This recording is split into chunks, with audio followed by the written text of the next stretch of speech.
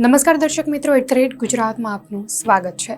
નવાબી નગરી ખંભાતના દરિયા કિનારે એક સમયે 72 દેશોના વાવટા ફરકતા હતા। તે વિશ્વનું મહત્વપૂર્ણ બંદર ગણાતું હતું, પરંતુ કાળક્રમે ખંભાતના દરિયામાં કામ પુરાણના કારણે ધીમે ધીમે દરિયો દૂર થતો ગયો અને ખંભાતથી દરિયો 7 કિલોમીટર જેટલો દૂર થઈ ગયો અને તેની સાથે જ ખંભાતની જાહો જલાલી અને બંદર પણ ભાંગી પડ્યા। પરંતુ હાલમાં ખંભાતના અખાતીય વિસ્તારમાં દરિયાઈ ભરતીને કારણે મોટા પ્રમાણમાં જમીન ધોવાણની સમસ્યા સર્જાઈ છે। 40 વર્ષ બાદ ભૌગોલિક કારણો અને ગ્લોબલ વોર્મિંગને લીધે દરિયો ફરી ખંભાત શહેર તરફ આગળ વધી રહ્યો છે। દૂર થયેલો દરિયો ફરી એકવાર 5 કિલોમીટર જેટલો અંદર આવતા લોકોમાં કુતૂહલ જોવા મળી રહ્યું છે।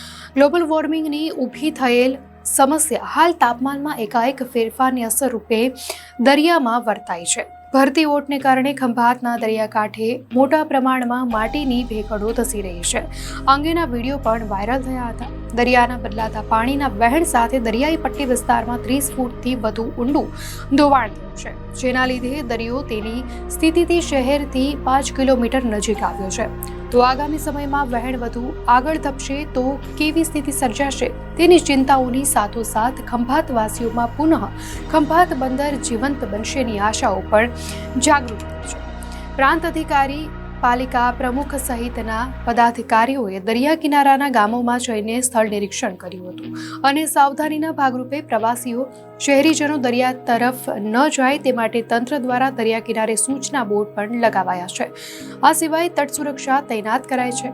આ સાથે કોઈને પણ દરિયા તરફ ન જવા અપીલ કરવાની સાથોસાથ માછીમારોને પણ એલર્ટ અપાયું છે। તાજેતરમાં કરાયેલા જીઓલોજીકલ સર્વે અનુસાર મહી નદીના ધોવાણથી 18,000 હેક્ટર જમીનને નુકસાન થયું છે, તેમજ તાલુકાના 70થી વધારે ગામોની દરિયા કિનારાની જમીન કોતરોમાં ફેરવાઈ ગયાની ગંભીર બાબતો પણ સામે આવી હતી।